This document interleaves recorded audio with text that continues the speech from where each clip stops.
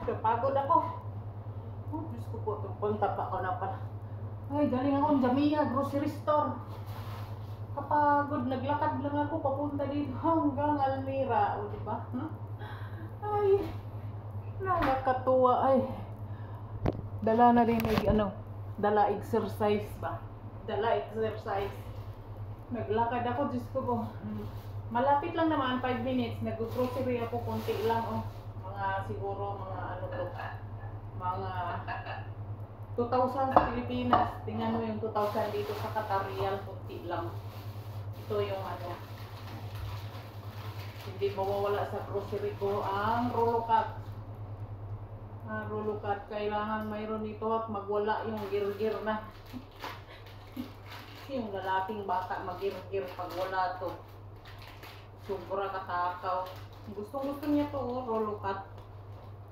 Ito yung mga nabili ko sa Jamia. Sa Jamia yung tinatawag ditong grocery store. Jamia sa Arabic. Isang bread. Social kami dito, bread. Hindi kami nakain ng kubos. Social ang mga katulong dito pagkain ng amo. Pagkain na rin ang katulong. Diba? Ito yung kinagaganda dito. Kasi yung pagkain nila, nauna pa yung katulong kumain. Brown bread para sa amo. Para na rin sa katulong. Ito white bread para sa mga bata. Para na rin sa katulong. Mili lang kami. Saan ang gusto namin, no, diba? Ganyan talaga dito. Nasurtihan namin. Minsan may saltek. Yung babae, yung lalaki, wala naman lagi dito. Doon sa malayo, nagtatrabaho. Every 2 weeks lang makakauwi. Yung babae lang saltike. Kahit pa ganyan, pero nakakain din namin yung namin gusto namin. Ito pa, malunggay. Hinablot ko doon sa kapitbahay. May malunggay ako, hinablot ko sa kapitbahay. May malaki kasing puno doon, no? Nablot ko malunggay. Doon din sa lula, sa kabila, sa kapitbahay din. Grabe, ang dami ding malunggay. Nanghablot ako ng malunggay, dayo. Hindi ba? Nanghablot doon sa kapitbahay. May kamera pa naman. Paala na yung kamera na yan. Malunggay lang naman. Saka ito, mushroom. 6 real. O diba? 6 real. 6 real? Anong 6 real? 60 ata. Tapos Pilipinas. Mahal din pala, no? Pag kinonvert mo, mahal na mga bilihin. Kahit dito, mahal na mga bilihin. Ito, 5 real. 5 real, dalawa. Kumbaga, 55 ata sa Pilyas. Kung i-convert mo sa piso. Mahal din ang bilihin dito. Kaya lang, hindi nila iniinda kasi malaki yung sahod ng mga Arabo. Fresh milk. Para sa dalawang bata, nag-fresh milk nila. Yan ang cereal, fresh milk. 8 real? 8 real. Kumbaga, 8 real times 16 pa naman ang palitan ngayon. Diyos ko, ang mahal. 100 plus na pala to sa Pinas. Hello? Tingnan mo yung 200 real dito. Kunti lang mabibili sa 200 real. Pero siguro pag sa Pilipinas, pag 200 equivalent to 2.5, marami na siguro. Kaya lang dito, makunti lang. Cucumber. Lagi silang nangingi ng cucumber. Kaya nabili ako nito lagi. Hindi ito mawala sa refrigerator. Ang cucumber. Sarap ang cucumber dito. Walang buto. Walang buto masyado. Pagkatapos, tinutupi ang plastic. Hindi tinatapon. Ginagawa din namin basura. Ay, hindi na nabili ng plastic. Sayang din naman to. Inuwi ko to minsan, yung iba inuwi ko sa Pilipinas. Ito yung mahal, 15 real, 150 plus. Uy, Diyos ko po, kamahal sa strawberry. Ito yung mga dito, mga export, mahal. May dalawa.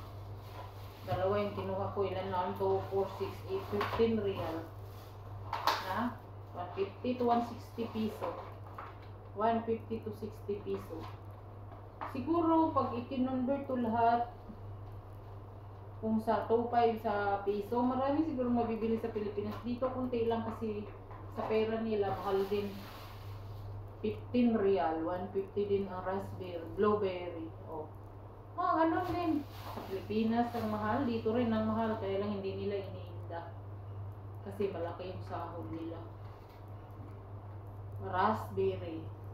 Magkano? 21.50 sa real. Mahal na ang raspberry. Mga export kasi to galing ata to sa Morocco.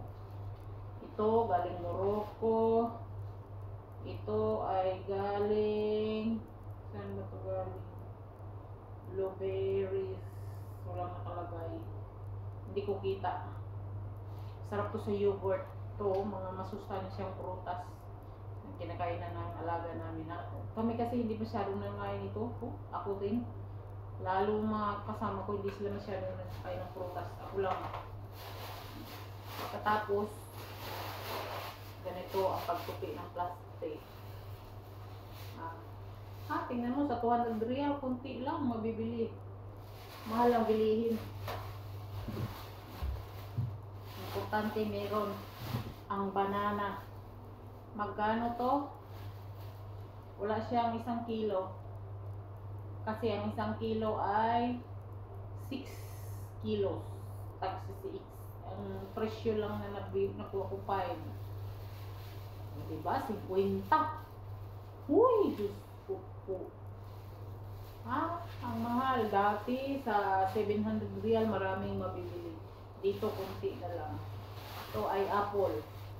Ano ba to? Saan ba to galing?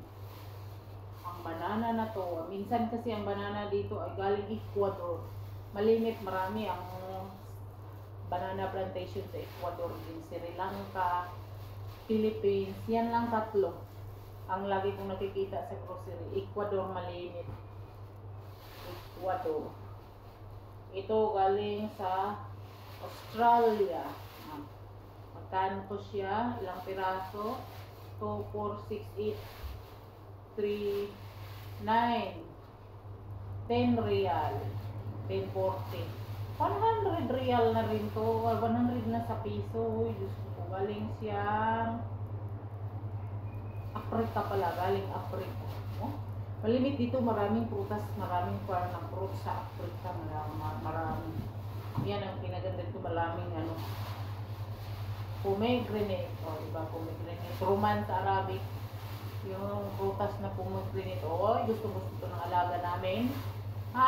Nagsisigaw pa yan. Pero Roman. 2. Galing siya sa Syria. Okay na pala ngayon ang Syria, no? May mga fruits plantation na. Okay na. Kasi bumaba na yung doon eh. Sa tagal-tagal na nag-ira din doon, no? Galing Syria. Kasi nakapag-export na sila ng mga prutas. Pomegranate. 4 real.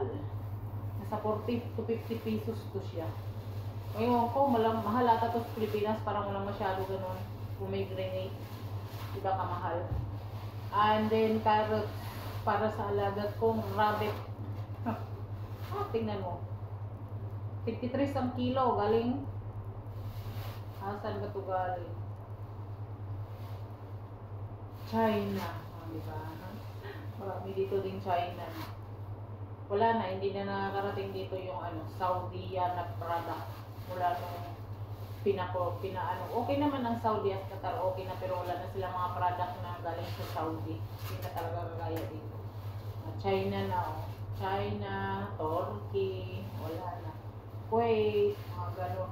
Pero ang Saudi wala na. Siguro sa ibang area nag-deliver sila, pero sa Qatar hindi na sila nag-deliver na mga Masarap pa naman ang product ng Saudi. Lalo yung fresh milk, masarap.